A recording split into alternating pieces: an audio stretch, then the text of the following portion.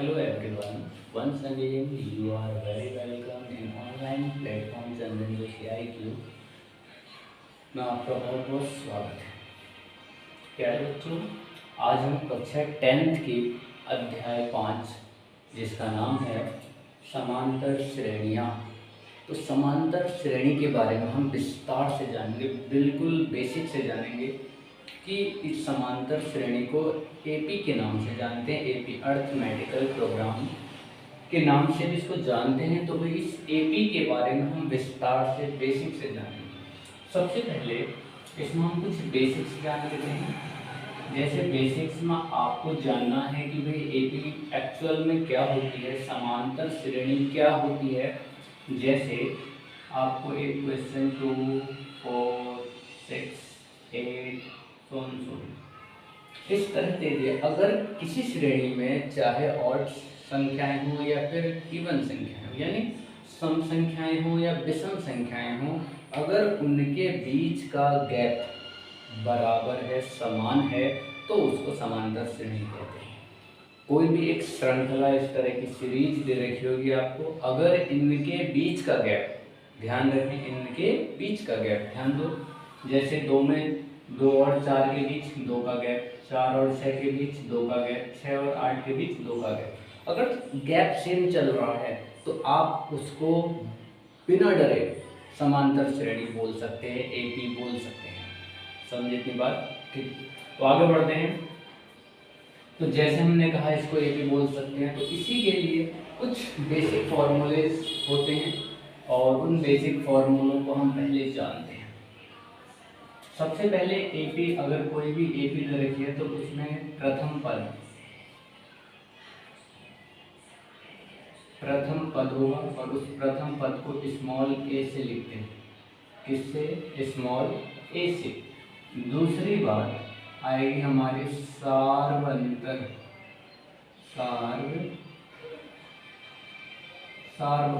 और इस सार्वअंतर को हमें डी से लिखना है, डी से, डिफरेंस, यानी बीच के अंतर को कहते हैं डी। ये जो n होता है, इस n को कहेंगे, यानी यहाँ लिख देता हूँ मैं, पदों की संख्या,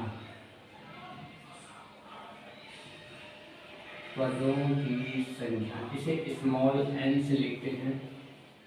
इसके बाद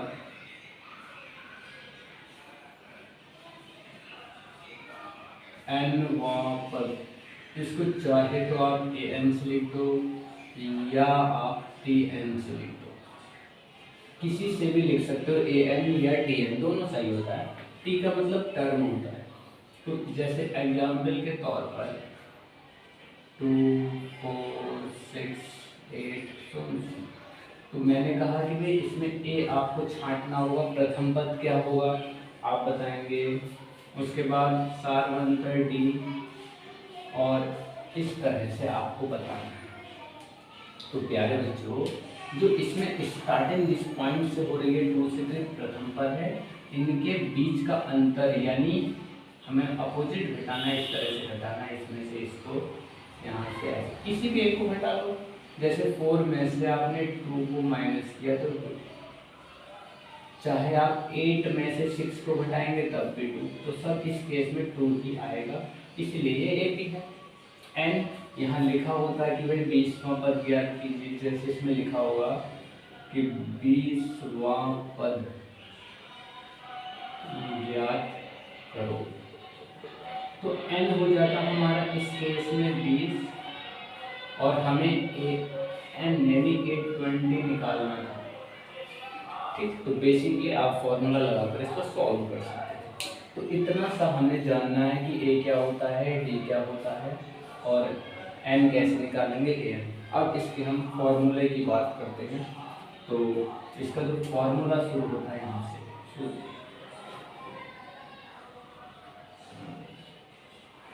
सबसे पहले an का सूत्र क्या होता है, an को tn भी बोल सकते हो आप। तो a plus n minus 1 into D, ये होता है an का सूत्र, याद रखना आपको और काम आएगा। an nवां पद होता है, और दूसरा इसके बाद हमें इस AP का व्यापक समीकरण याद करना। क्या होता है? a plus D, a plus 2d, a plus 3d। ये AP का व्यापक समीकरण होता है। ये बहुत हेल्प करेगा आपकी सवालों को हल करने में।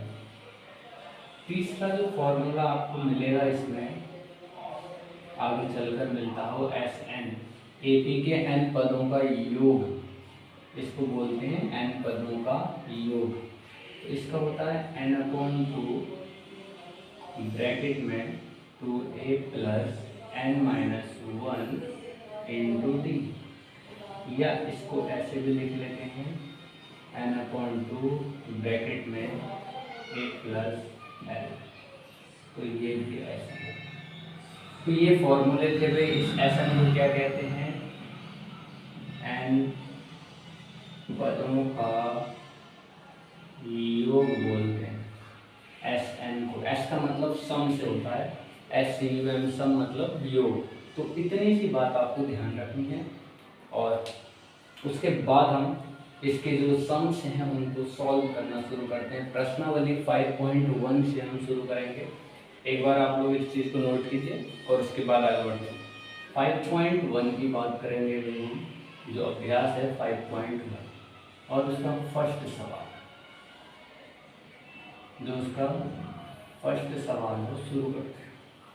तो पहला सवाल क्या है, मैं आपके सामने बुक लिख लेता हूँ ताकि क्वेश्चंस आपको विजिबल होंगे और मुझे नहीं दिखाई देंगे, तो इसलिए।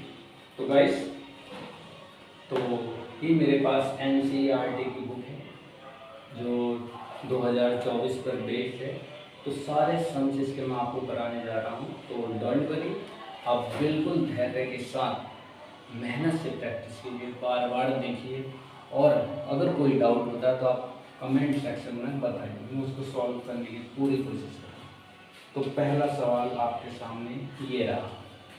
तो क्या लिखा है, ध्यान से देखिए।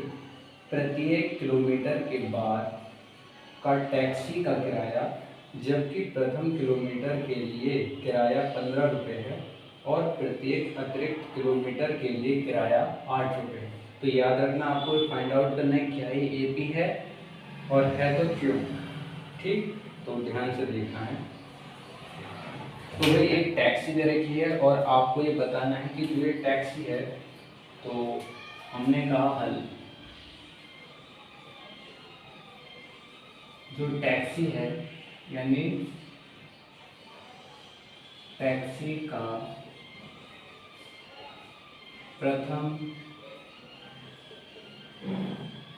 किलोमीटर का किराया, तो जनरली इसको ए से आप लिख सकते हैं। और जो प्रथम किलोमीटर का जो इसका किराया है वो कितना है भाई, आप बताएं। 15 रुपये है। कितना? 15 रुपये। और जो अतिरिक्त किराया उसको दिया जा रहा है उसे डी बोलेंगे। आप क्या बोलेंगे? डी। सार्व अंतर वो 8 रुपये। तब श्रृंखला क्या बनी आपकी? तो जो श्रृंखला बन जाएगी, सबसे पहले 15, यानी आप व्यापक समीकरण याद कीजिए, क्या थी? a plus D, a plus 2d, इस तरह से।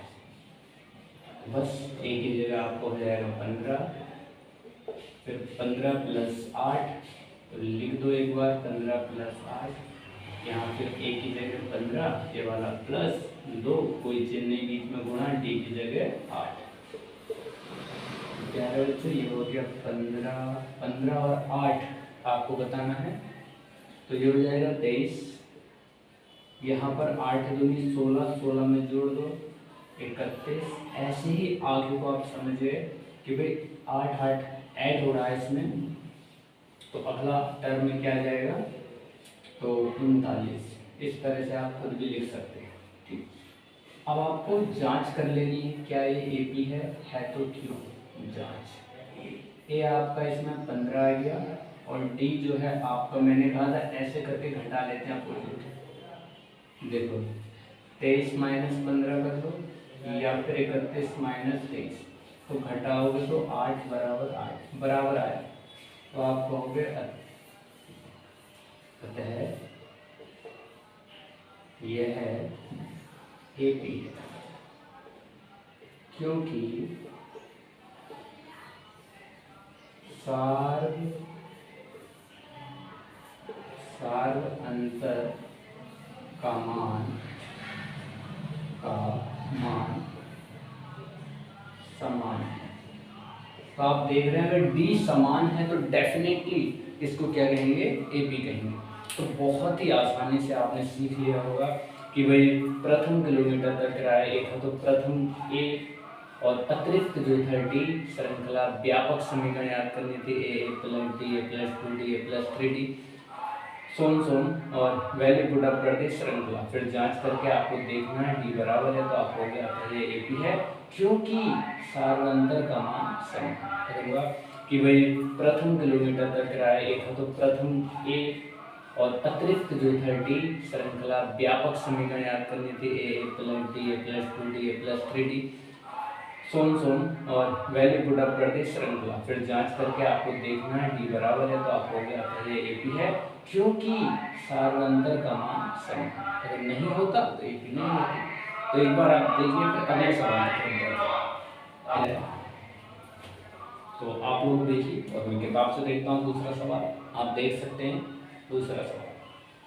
तो किसी बेलन में उपस्थित हवा की मात्रा, भाई किसी बेलन में हवा की मात्रा देनी रही कितनी है, तो हम अपने हिसाब से इसको मान लेंगे। तो बेलन का बेसिकली मतलब होता है कि जैसे सवाल नंबर 2, ठीक, तो बेलन आपने देखा ही होगा, इस कैटेगरी का एक बेलन होता है ये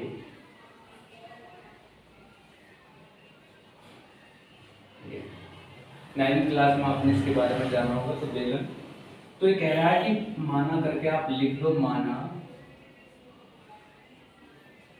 बेलन में हवा की मात्रा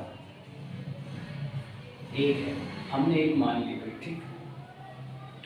अब जबकि वायु निकालने वाला पंप प्रत्येक बार बेलन की शेष हवा का 1/4 भाग बाहर निकाल देता है, तो ध्यान से देखना, जो ये एक है इसको हम जनरली T1 कहेंगे। T1 का मतलब पहला पद 1, तो शेष हवा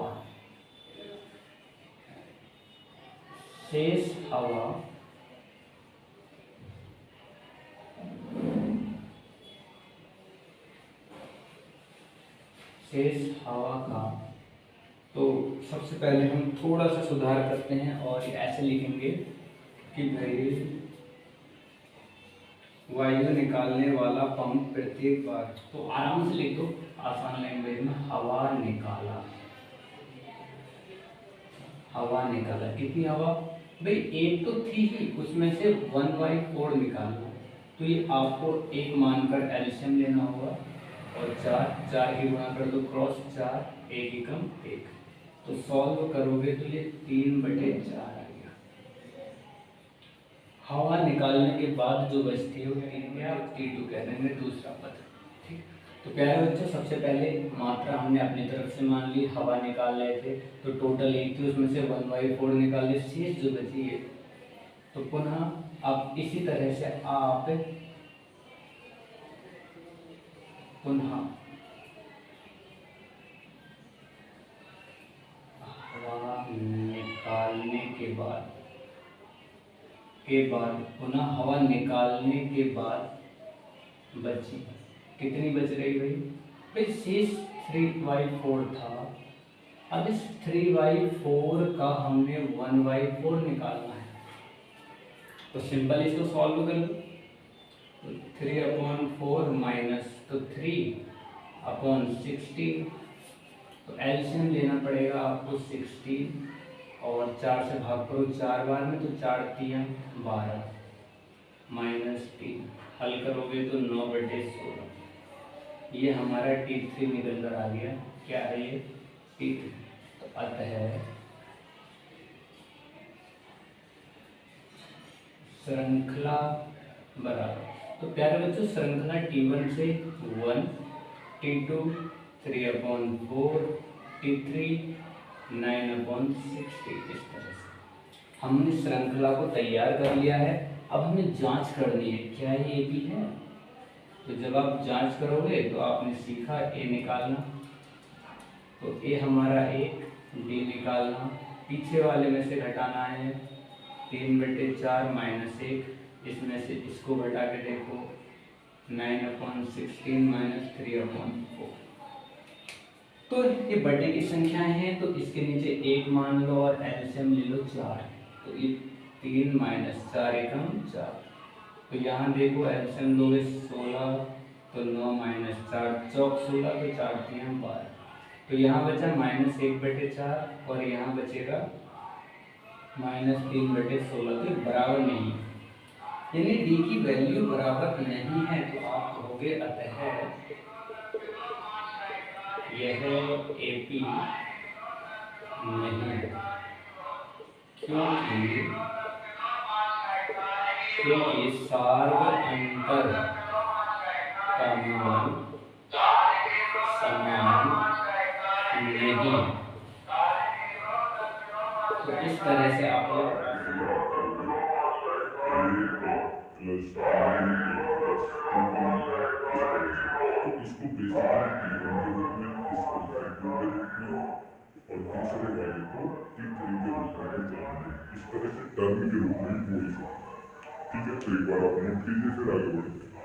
क्या लिखा है कि प्रत्येक मीटर की खुदाई के बाद एक कुआं खोदने में आई लागत प्रत्येक लागत, जबकि प्रथम मीटर खुदाई की लागत 150 रुपये है और बाद में प्रत्येक मीटर खुदाई की लागत 50 रुपये बढ़ती जाती है।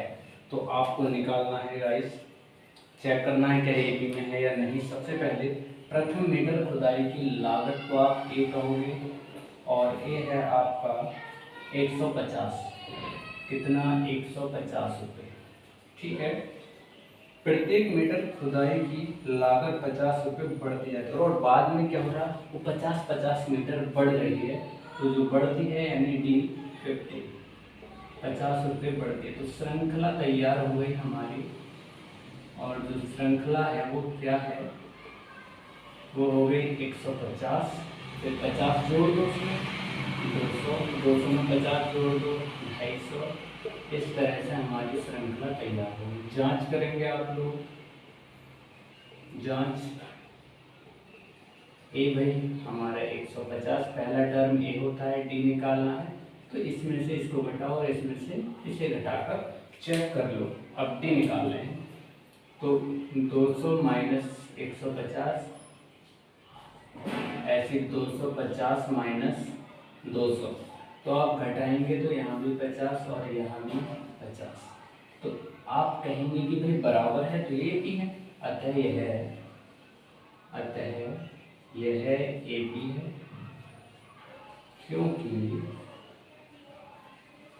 क्योंकि सार्व अनुपात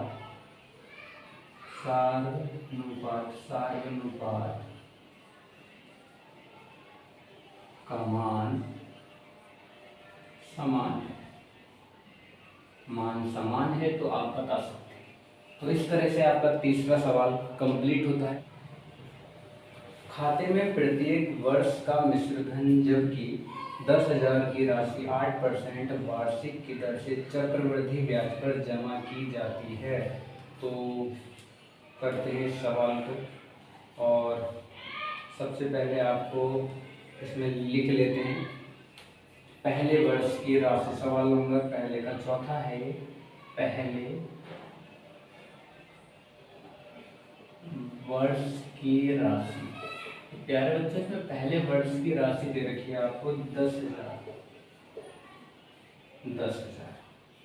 और जो रेट है आपको, और आर जो दे रखा 8%, वो दे रखा है आपको 8%, और समय की जो बात की है टी, आप टी बोल सकते हो 1 वर्ष।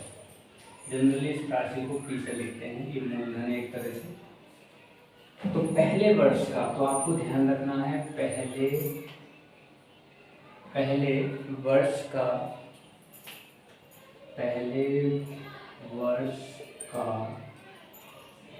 चक्रवृद्धि ब्याज,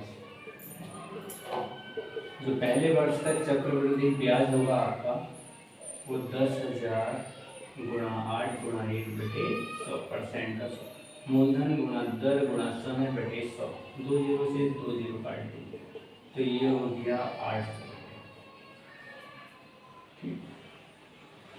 तो इससे बन गया दूसरे वर्ष की राशि। तो दूसरे वर्ष की राशि कितनी हो गई? 10,000 प्लस 800, तो टोटल हो गया 10,800। तो दूसरे वर्ष का निकालोगे आप, तो दूसरे वर्ष की जो राशि है इसको T2 बोलोगे, पहले वर्ष की राशि को T1 बोलो इसको। चलो, तो दूसरे वर्ष का चक्रवृद्धि ब्याज तो कितना हो जाएगा भाई? अब की बार 10,800 गुणा 8/100, 2 जीरो से 2 जीरो, तो 8 अट्ठे 64, 8 एकम 8, तो इतने रुपये हो जाएगा। तो ये तीसरे वर्ष के लिए हो गया ये, यानी तीसरे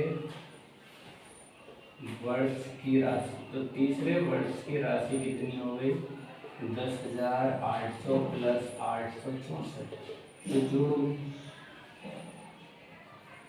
1100। तो श्रृंखला क्या हुई? अब हम लिखेंगे अतः